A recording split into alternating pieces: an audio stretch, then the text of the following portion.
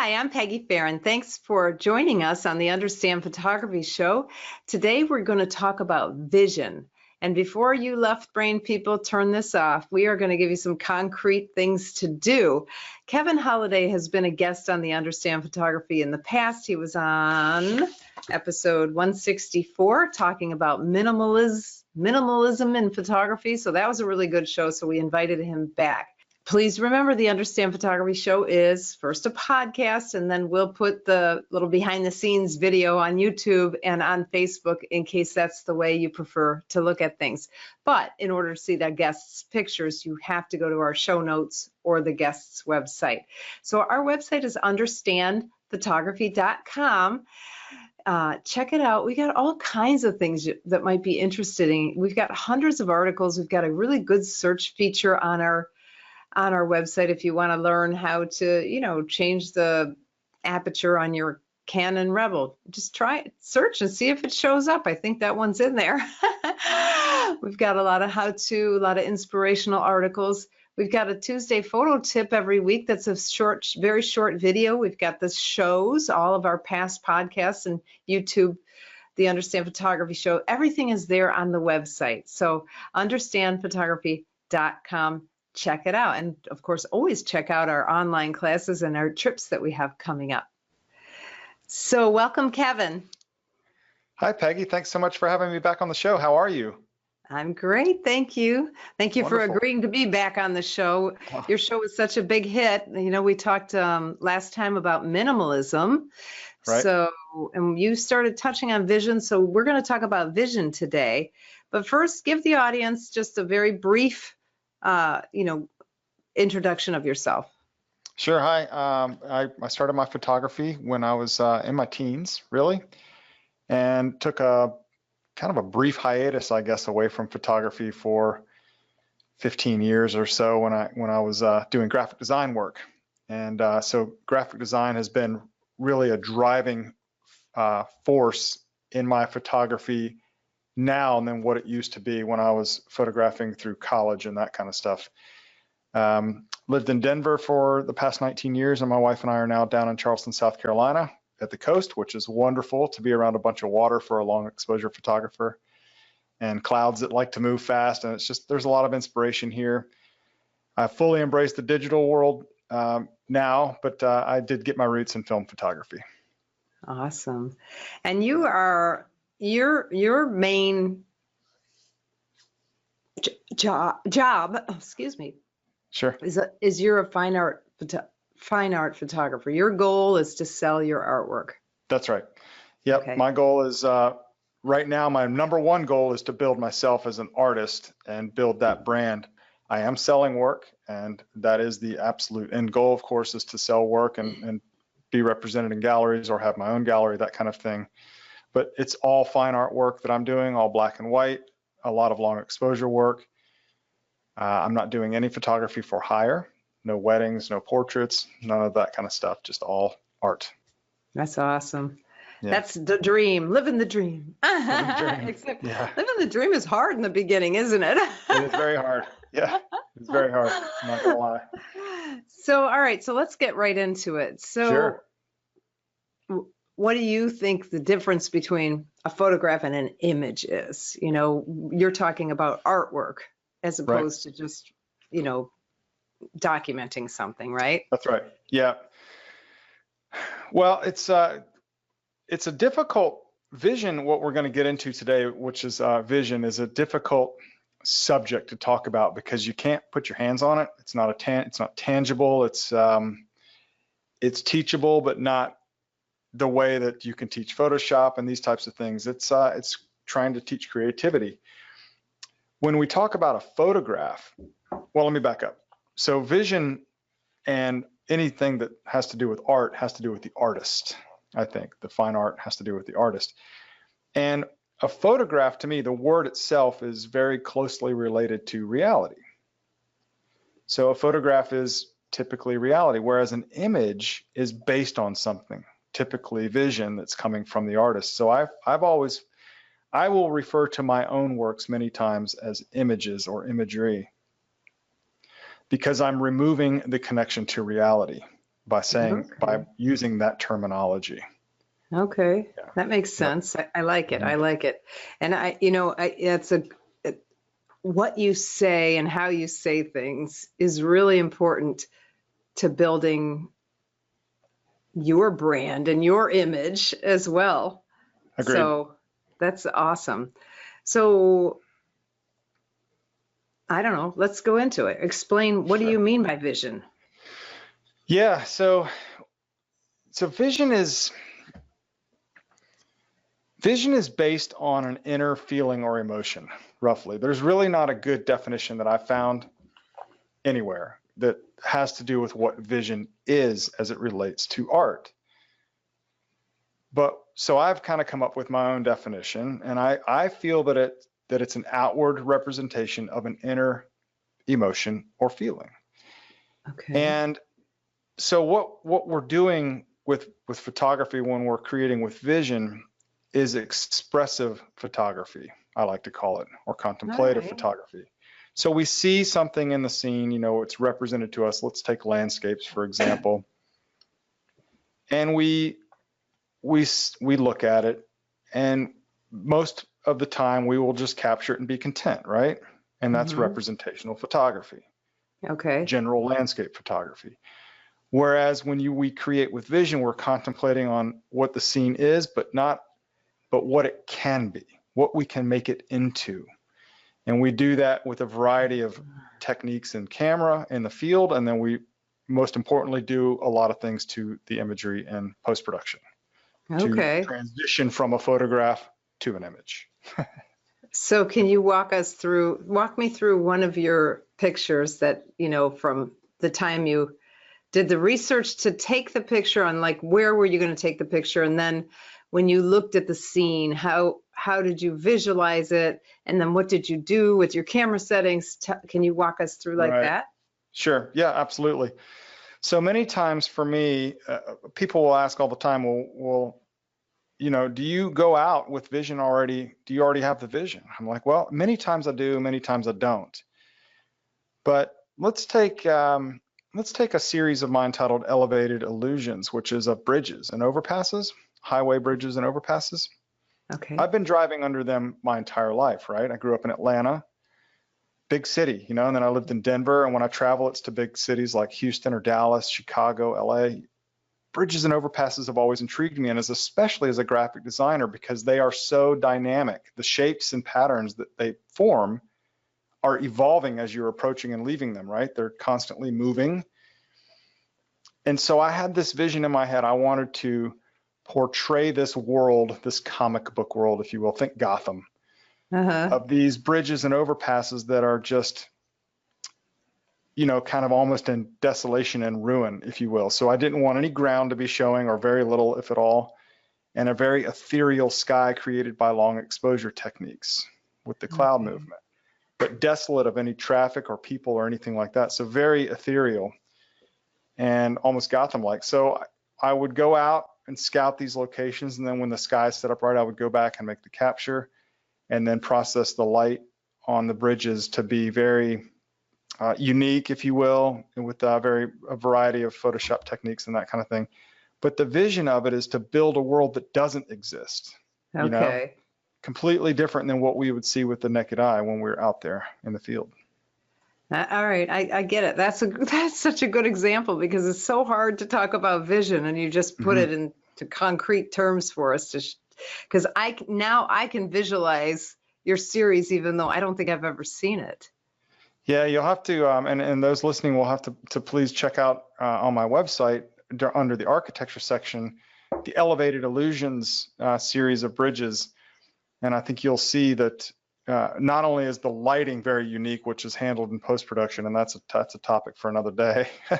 That's a very long process that goes into those. But I think right away you would notice, okay, well, there's a touch of graphic design in here. I can see why he was a graphic designer and why he's drawn to this kind of subject matter. And the world that he's created is one that just simply doesn't exist. Okay. Now, okay, so that is the one example. How did you come up with the vision? You just kept seeing them and thinking they're there could be something more? Or, I mean, you know, for me, let's say, this is probably very true. I look at stuff all the time. I don't think of any good ideas. I have no vision. Can I learn? Can I learn to have vision? It's hard to, it's not something that's really teachable, but it is learnable, and it's something that you find on your own, and there are things that you can do to help get you there, if you will, like finding inspiration in books or movies or music. Music videos are actually really, a lot of the new music videos are just have an enormous amount of vision in them. And so those things all provide me with inspiration, but vision just hits you. You know, it has to do with things that have happened in your life, perhaps, or that kind of thing, you know, and I think that it just evolves as you're working, truly. And that's why I like to work in series as well, because one image just won't do enough to portray what it is that you're trying to say, if that makes sense. So I work in bodies of work, series of work. Yeah, and series is actually better for selling your art anyway, right? I think so, absolutely. Yeah. So galleries awesome. love it, and collectors love it too. Series of work. If you can imagine a collector, they might want to buy multiple pieces from you, and they want those pieces to look good together on the wall. Yeah. I think it also probably, as you're saying, I'm just thinking this through, it probably does help you with your vision. You know, if you have, for me, I'm just trying to think about how could I apply these principles, and I think, well, maybe I could take like a personal project, a subject that interests me, and then start saying, well, what could I do to make this more cool? That's my fancy language. I think, I think a lot of landscape photographers, for one, they probably already have a body of work they're not even aware of. They probably already have a pretty good collection of images that are of similar subject matter and processed in a similar way that they could put into a series. They just haven't done so yet. And then they could get all those gathered in Lightroom, let's say in a catalog or in a collection in Lightroom, and they could put them up on their screen. They could look at them and they could say, all right, what is my vision here? And maybe they didn't have one, but they can certainly still build one. There's no right or wrong time for vision to hit you. It doesn't need to happen before the capture. Not at all. Oh, no, I wouldn't have thought that at all, but that is a great, you could actually reprocess some of your pictures if you decide, like you said, you put them up and you see kind of maybe a theme of something, and then say, oh, you know what if I did sunset, I don't know, let's say bridges, just because you said bridges. Sure. But some of them weren't done at sunset. You could process them to make them look like they were done at sunset. Oh, absolutely. Yeah, absolutely. Or whatever, I mean, you know. If you were to see some of my before and after of my work, and keep in mind all my work is black and white, so I'm going to have a very ethereal look anyway, and I'm already moving away from reality because of the black and white. But if you were to see some of the before and afters, you would be shocked at how far the image has come from what was actually there on capture. The way the light is being laid on the subject matter, and that, and the other, especially on the bridges, and my Fourth Rock series, which is landscape work out of Moab. It's very unique. Yeah, so you can do a lot of things in post-production, and you should. If you're making fine art photography, things need to happen that transition away from representational photography and into fine art with vision. Okay, so some of that you can do in the camera, because you talked about long exposures. Sure. And especially you love those clouds, so you do extremely long exposures. I do, right? 5 to 8 minutes typically. Yes. Wow. Yeah. And that creates a unique look in its own, because most people don't. That's right. Most people don't have that vision, or they don't have the patience, or they don't have the gear. That's right. The gear's expensive, and then the patience, if you think about it, an exposure takes 5 minutes long, it's going to take, 3 to 5 minutes to set it up. And then if the capture doesn't go exactly how you wanted, you're going to do another 5 minutes or so. So now all of a sudden you have 15 to 20 minutes into what amounts to be one image in the end.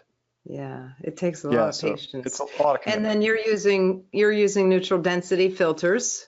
That's correct. And you told me you use some seriously more than 10 stop, right? Oh yeah, neutral ND16, or not ND16, but 16 stop filter typically is what I'm using. Wow. So I'm blocking 16 stops of light.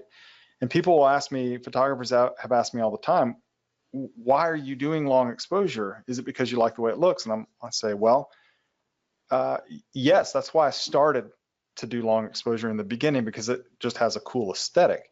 But I realized quickly that it was the one thing that was missing from my work that was enabling me or not allowing me to achieve the full level of vision that I want, which is that ethereal, otherworldly, Zen type of image, where all the visual clutter has been removed. So the movement of the water has been removed, the movement of the sky blurs into a nice, soft, ethereal dreamscape kind of an environment. So long exposure is a technique that is used to help me achieve the vision in my photography. Oh, okay. And now you were a photographer when you were young, but then you picked it back up later. Did you have a big learning curve? Because long exposure photography has a learning. I mean, first of all, you have to really understand the exposure triangle if you're going to do that kind of photography. I mean, how technical is that kind of work? And was it hard to learn? It can be quite technical, and it will take a while to learn. Not only do you need the gear, but you need to, like you were saying, you need to have a very full understanding of exposure and how to work in manual mode and why certain things happen the way they do with f-stop or ISO or shutter speed. And so all three of those you need to have a very good understanding with, but then you need to also know when you're working in the field that it's going to take some time and things have to happen in a certain order.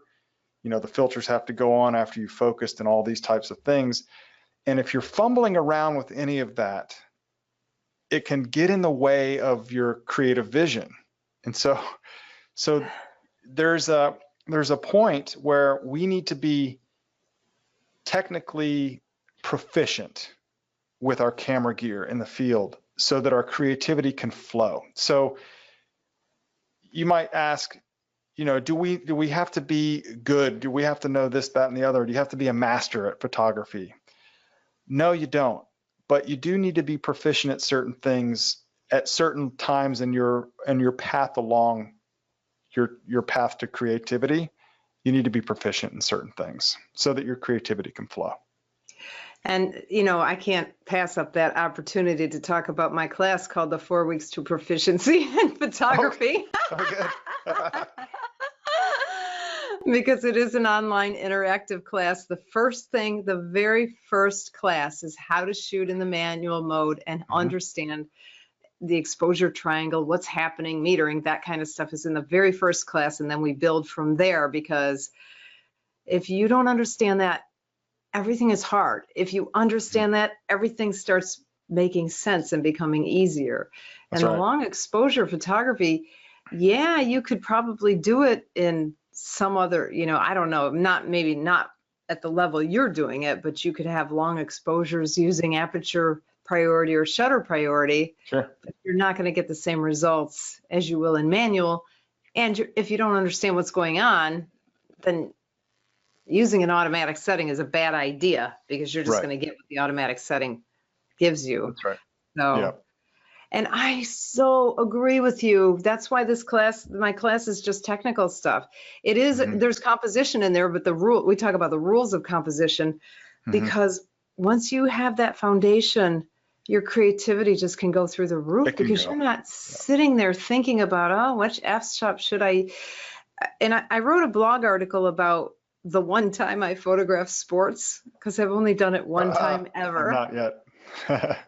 You haven't yet? No, I Well, haven't yet. I have a nephew got into lacrosse, and I had to think about every single thing I did. So I wrote a blog article about it because it was strange for somebody with, 18 years as a full-time Hmm. photographer that it just didn't come natural to me. I had to think about, well, if I do this, I've Wow. stopped it.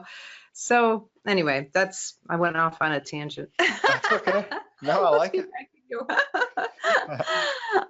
But it's true. I think you're right. You've got to have the foundation, and then then the other thing is, what's capable. That's right. Yep.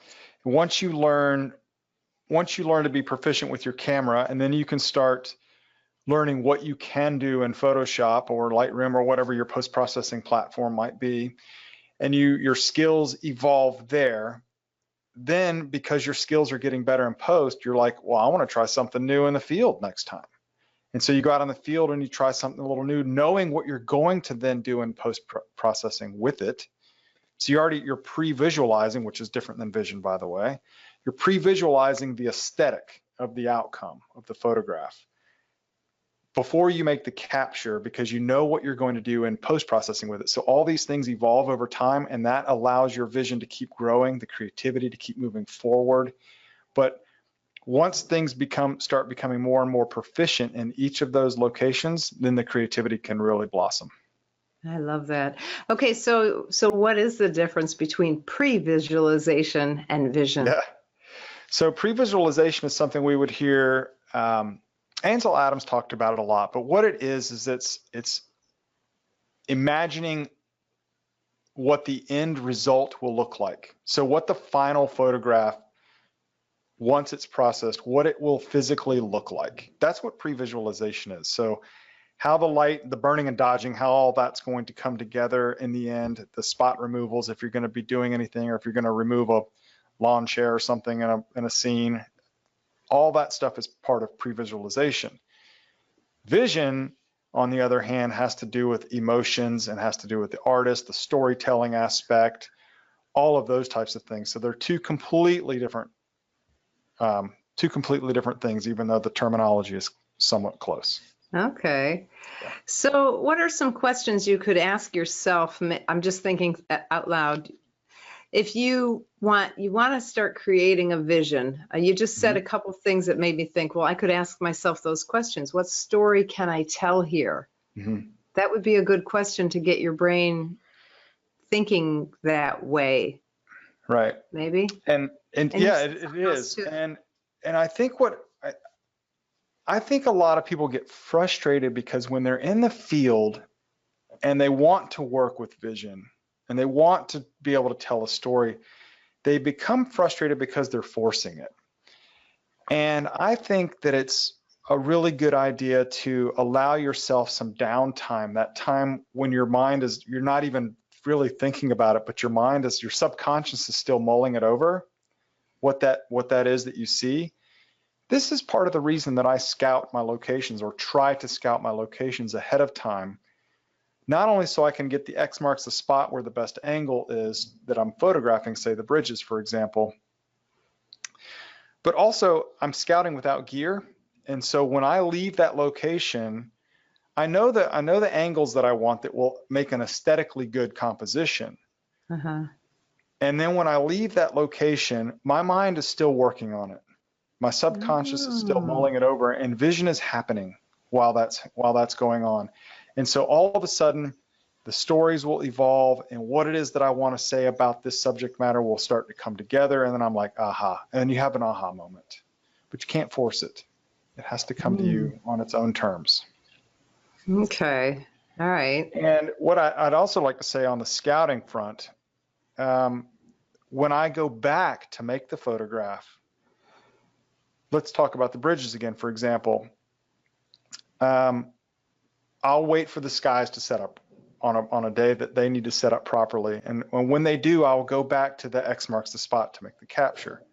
Okay. And I love to work this way because I go out with intent and I just go do the job and come home, right? But I don't want to be so focused that I'm not allowing other things to speak to me when I'm in the field. Okay. So you need to leave the door open a little bit for other things. And the very first bridge that I photographed had these lamp poles on it. And I knew that day, there's something pretty cool about these lamp poles. I don't know what it is yet. I was working on the bridge. I already had pre-built vision on the bridge.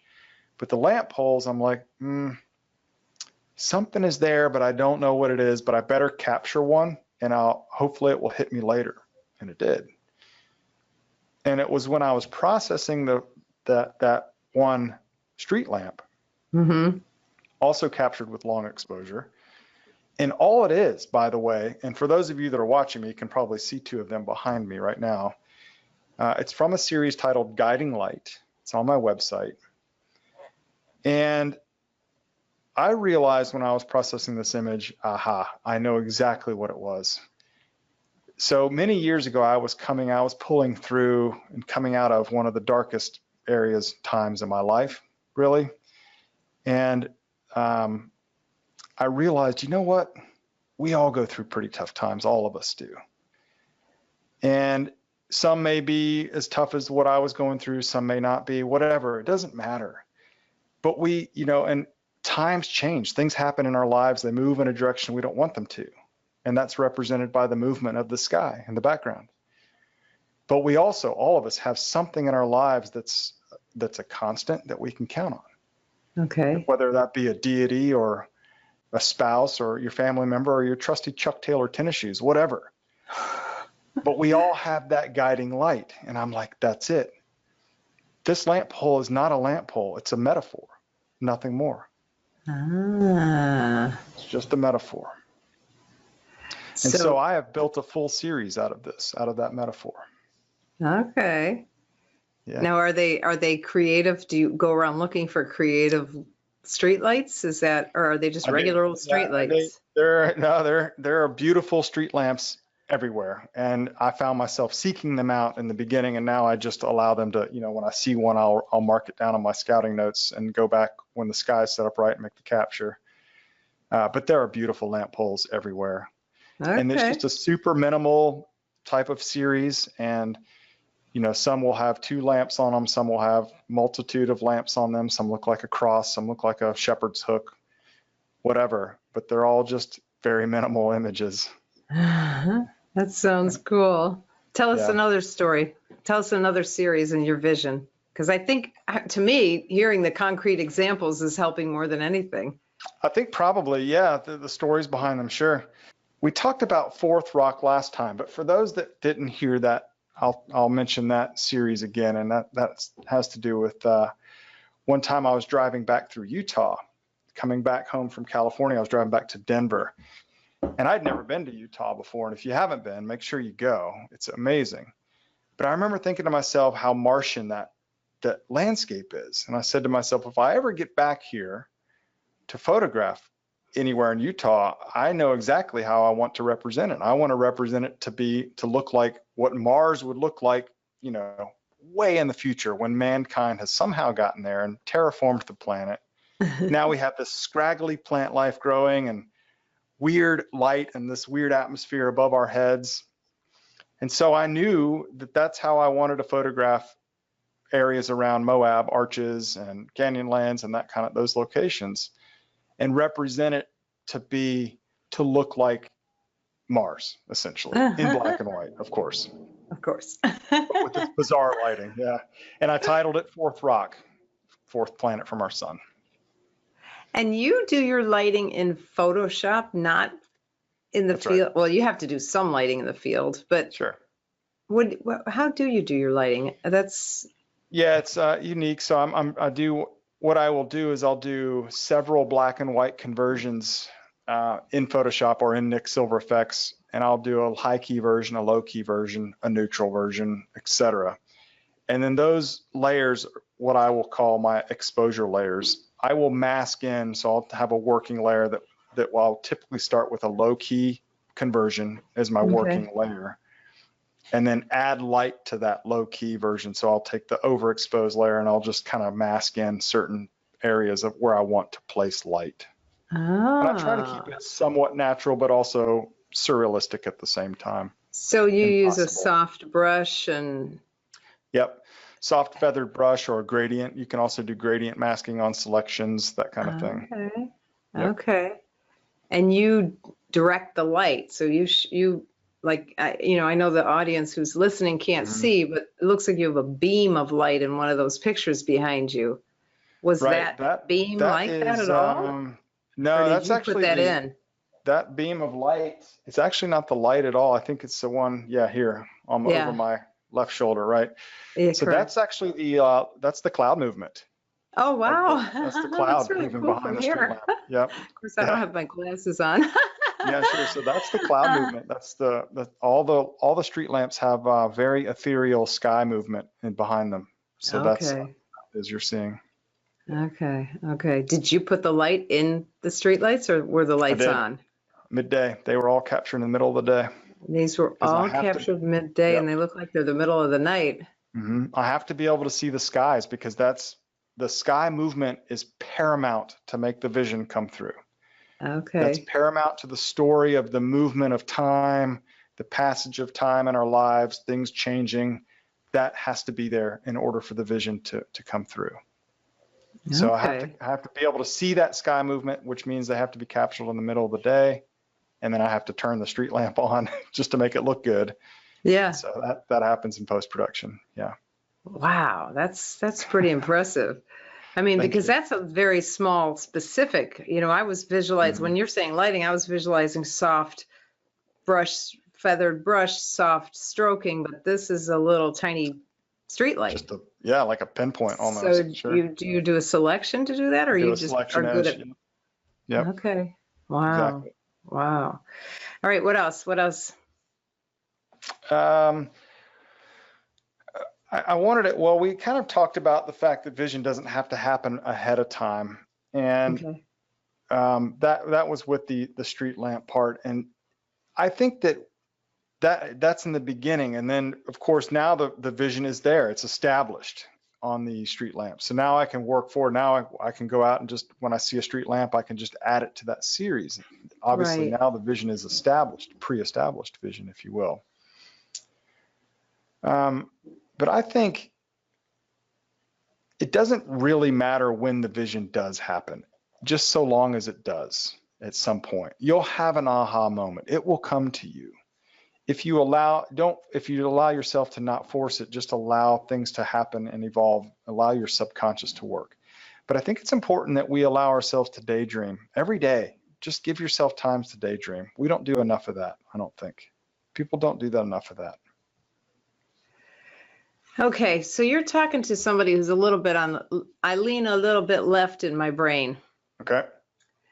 Um, so when you say things like that to me, I go, huh? Okay, so daydream, but Yep. I Well, guess, think about what a painter would do. They okay, start with a blank white canvas. They don't have anything on it. They don't have anything to go with. We as photographers, we can get a result instantaneously. Like immediately when we snap the shutter, we can get a result. That doesn't make it a fine art photograph at all. right, okay, It's just a photograph. It's just representational. But if we start thinking about our photography as a painter would, where a painter will have an idea and then they will sketch something out on canvas, right? uh-huh, With a pencil. right, That's when I'm scouting. When I'm out scouting, that's the sketching phase on canvas. okay, Yep.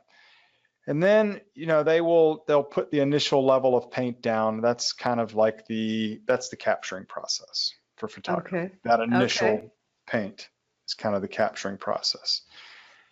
And then you would do the final touches, and that's when all the vision is coming together. That's when the story is beginning to happen. That's when the light's coming together. The mood, if you will, is being set in stone.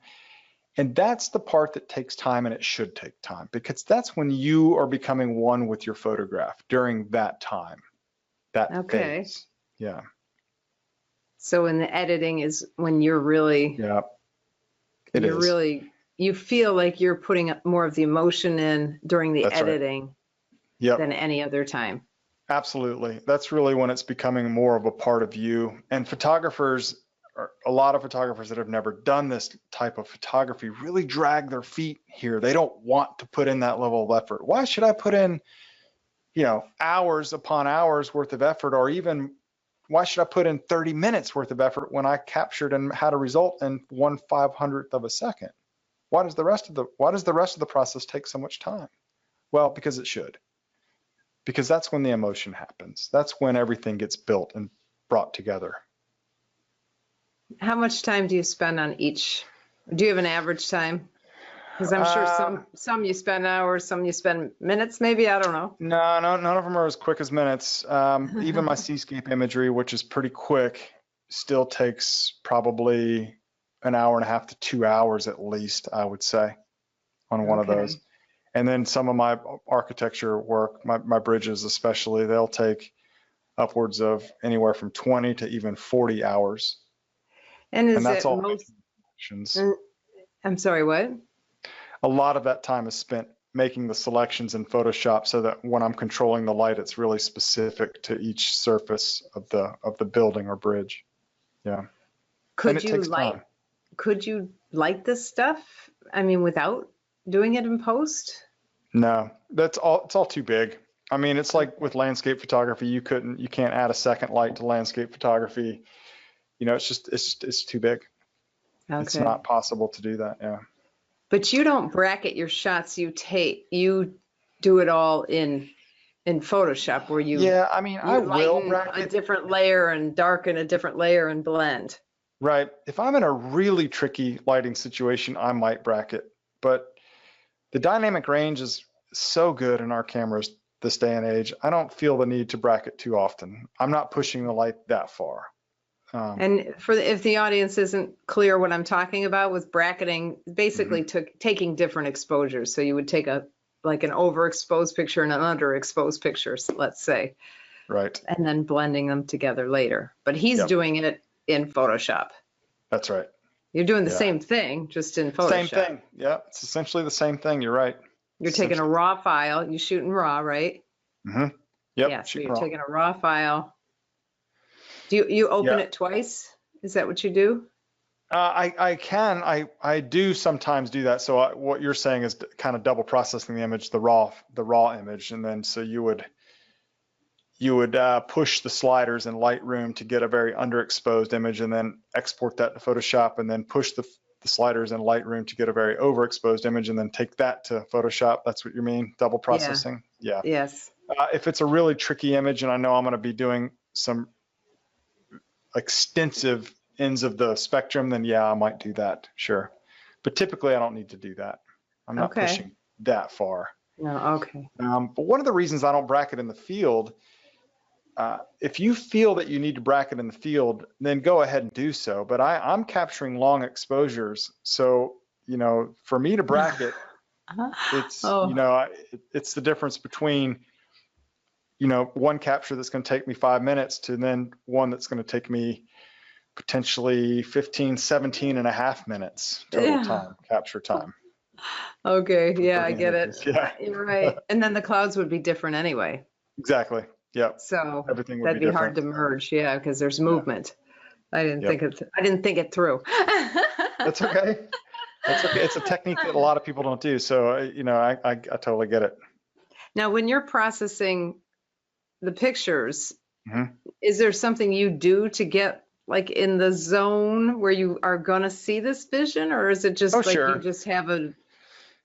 Well, yeah, when I'm processing, I need to get into a mental zone for sure. I need to be in a dark environment. I need to have some music on. Everything needs to be quiet. I work at weird hours too. I'm up super early. A lot of artists they work late.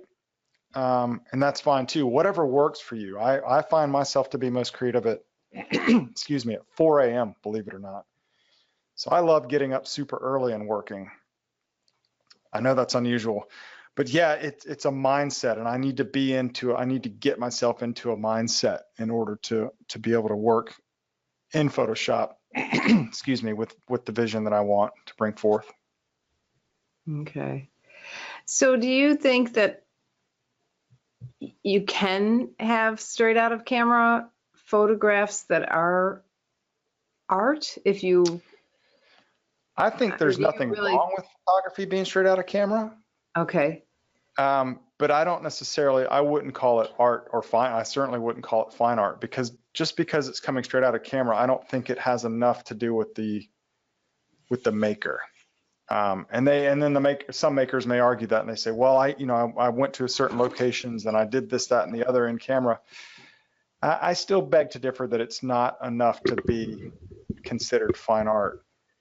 There's so many genres of photography when we think about it. We have everything from forensics photography, which can't be altered at all. Otherwise, there's legal issues, right? All the way to photography that's blended with digital art, and we don't really know where the photography ends and the digital art begins. That's so And then true. everything in between, sports and wedding, and you're not going to see a bunch of sports photography that's turned into fine art. And the photographer may say, well, I love sports. I'm a photographer that loves sports. My photography is fine art. I don't think it is.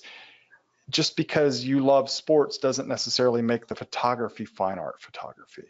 Okay. I think there needs to be more emotion, more storytelling involved. It's difficult to explain, I think.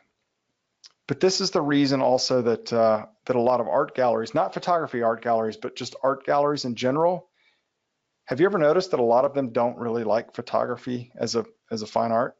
Oh, yes. Right? It's better now than it was. Yeah, For a you're right. while, photography wasn't even considered art at all. That's right. And a lot of those artists are insulted by the fact that we can produce something so fast, yet it takes them, Yeah, weeks, months to make a painting, a masterpiece painting. right. And then we want to waltz in there, with something that we produced in 10 minutes and print it on a piece of paper out of an inkjet printer and call it fine art. It's insulting to them. And I can kind of see that. I can see it. I'm still trying to think of how to make fine art out of sports. Yeah, I'm sure you can. I'm sure you can. I'm sure you can. Well, it depends on the sport, I guess. A lot of the sports are just gorgeous. Like ballet is kind of like a sport. Oh my gosh. About it, or gymnastics. You could do it. I just don't know how. I'm not a real sports person, so I told you I only photographed sports one time. That's right. I think personal projects are really good to work on and help you move into creating fine art. Everything that I'm doing, if you think about it, is a personal project, frankly, because I'm not hired to do anything. So everything that I'm doing, just like a painter, I would say is a personal project, wouldn't you? Kinda. It is. I mean, yeah. Well, you take it more than one photograph. You take it to series, which I think sounds more like a project. Even though I guess a personal project could be one picture, but I think the way you're doing it in the series, I would think the series is a really good idea. If you want to really work on your, vision and your skill of being able to visualize and create the stories, if you had the series, I would think you would get better and better and better at it as you continue. Right. And I think you will find when you start working on series that the power and the level of the vision is going to only get stronger, and other things will start to evolve out of that. Other series will start to evolve out of that. If you think about the guiding light series, for example, with the lamp poles, if someone were to walk into a gallery, let's say, and they see one of those lamp poles, just one on the wall, they may say, well, that's kind of a cool capture. I like the long exposure sky in the background, and then they move on. It means nothing. Okay. But if they were to walk into a gallery and see 15 or 20 of those lined up on the wall, they're going to step back and say, okay, what is being said here? Why is the maker of this art doing this? And then hopefully they will take the time and go read the artist statement that I will have printed up hanging on the wall. Yeah. next to the guiding lights. And then they'll step back and they'll look at them and they'll say, oh my gosh, I get it. I totally get it now. Mm-hmm. And then they may say, I like this particular one that looks like a cross because my guiding light is I'm a Christian and my guiding light is a deity. And I like this one. Or someone else may look at the one that's all like a shepherd's hook hunched over and they say, well, this one's my guiding light because my guiding light's my husband and he's got terrible posture, right? So they realize that these lamps are no longer lamp poles. They are metaphors. And so you wouldn't get there without having that bulk of a series. You know what I mean? So they're all hanging on the wall, and it's that the power of all of them at one time is what drives home that notion of the guiding light series, having them all working together. I think that's good. All right, so take a left brain person into some type of exercise to help them. Oh gosh.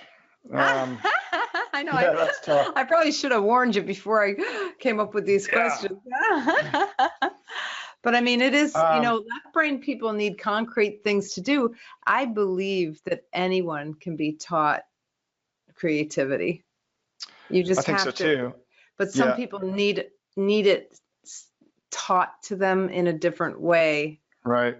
Like some people maybe you can just go out and get these visions, but I'm going to just stand there and go, but if somebody says, well, try to, just how I learned photography, people would say, walk around your subject, look, go up, go down, start looking. And then, then the creativity stuff started kicking in once I started having that concrete thing to do.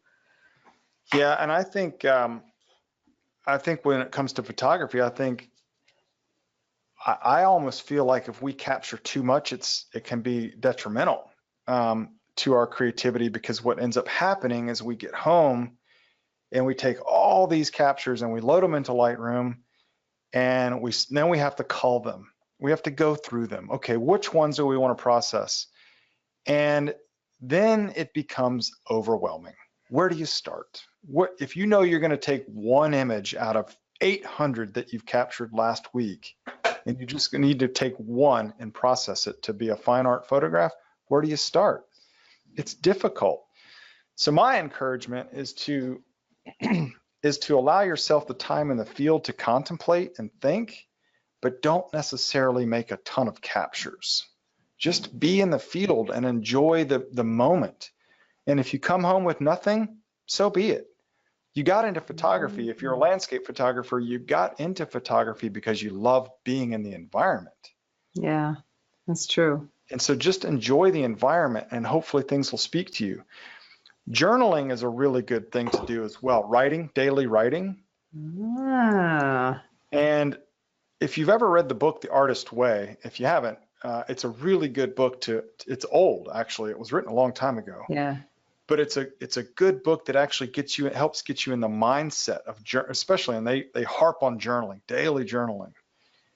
And it's called The Artist Way, and now I can't remember the author. And what you do when you're journaling is you don't necessarily write about anything. You just write. You just write words on paper, and you do it for like 2 or 3 pages, and it just gets your hand moving and just gets that. And then all of a sudden, by the time you finished the 3rd page, you will realize that thoughts were all of a sudden coming out. You started with nothingness. You started just like writing stupid words down. And then all of a sudden, towards the end, you started making sense. And so these types of steps, I think, daily can help bring creativity out. And that's why I say daydream. Allow yourself an hour every day to daydream. At least 30 minutes. Come on. You got 30 minutes. You can daydream. And just daydream. Yeah, I think, taking, like you said, slow down, take your time. Sure. Take the time just to sit and. Right. And that's hard for a lot of people, including me. It is hard. Yeah. I like to keep moving, and it's like, what should I be doing next? And that's why I can't do the bird photography. I just don't have the patience. They have to sit there for so long, which is what you do too, though. Yeah. So, And it's, we dream, we have dreams at night, and that's your creative brain thinking. I mean, I'm not putting those thoughts in your brain. They're way out there, left field, crazy thoughts that come into your brain. And it's learning how to get in touch with those thoughts during your waking hours. That's the difficult part, but it exists within all of us. It's already there. okay, so journaling, taking some time to daydream, I think so. getting out into nature and just sitting there. Sure. Other things too, like listening to music, watching music videos. You can go onto YouTube and put in a search on YouTube, creative music videos, and it pulls up a whole slew of remarkable creativity in music video. It's really cool. Okay. Movies are a great place to go as well for inspiration. Now There's you a have lot. an analogy I do. of still photography to movies. Go ahead, That's tell right. us. So I love movies, and I'm going to guess that most people do. You like movies too, right, Peggy? Of course, yes. Yeah. What are a couple movies you've seen recently that you like? I liked Yesterday. Did you see Okay. Yesterday? I haven't. Oh, No. I like that. That's the only one that Yeah. sticks out. I went when Yeah. I was in Prague. It rained a lot, and I went to the movies, and they had English-speaking movies, so I went to the movies Oh, 4 cool. times. But the only one that I can remember that I saw Spider-Man. That didn't do much for me. I No. liked it. Late Night, Yesterday, Yeah. and I saw something else. Yesterday's the only one that I can remember though that I really liked that I I know, recommend to people. I need to get out and see. There's a whole slew of movies that are up for Oscars that are they look amazing. I need to get out and start watching some of those so I can Okay. keep up with the times. But I mean, I'm a big sci-fi guy. I like Star Trek and Star Wars and all those sci-fi stuff. But I also like action movies like Born Identity and Uh-huh. those movies, or even just Ocean's 11 or whatever. But it really doesn't matter what genre we're talking about. Could you name any one of those movies that's straight out of camera? Oh, no. No. And what's crazy is we award movies at places like the Oscars for things like hair and makeup, or cinematography, or lighting, or special effects. We award these movies for being anything but real. Yeah. Yet, for whatever reason, when it comes to still photography, oh no, it's got to be real, it's got to be representational. But we accept movies for being anything but real, and we award them for being that way. We have the ability in our photography to make worlds that don't exist. And for me personally, I say embrace it, just like a movie maker does. Okay. I like it. That is really a good point. Yeah. Well, I'm glad it hits home. Hopefully it will hit home with others as well. All right. Well, do you have any last points that you'd like to say? I don't think so. A It's lot. yeah. I feel like I'm going to work on it because it's Yep. a struggle for me. That's sure. I think that's exactly right, Peggy. I think it's something that those that are listening and those that will listen in the future, I think they need to, it's just something that you have to just kind of think about. Don't force it, but allow yourself to think about it and allow it to just come to you. But vision is something that I think once you start working with it and build series, I can't harp that enough. Work in series, because I think that will help everybody start to work with vision. And it helps sell your work, which, the next Yep. time you come on, I keep inviting you back. That's good. I'll love to. We'll talk about some aspect of fine art photography from the business side. Okay. Well, thank you for being on the show again. Thanks so much, Peggy, for having me. I look forward to next time. Me too. All right. Bye. So thank you, Kevin. I think I got a lot out of that show. I hope everyone else did as well. The Understand Photography Show will be here next Friday, 4 p.m. Eastern Time. I'm Peggy Farron. Thanks so much for watching.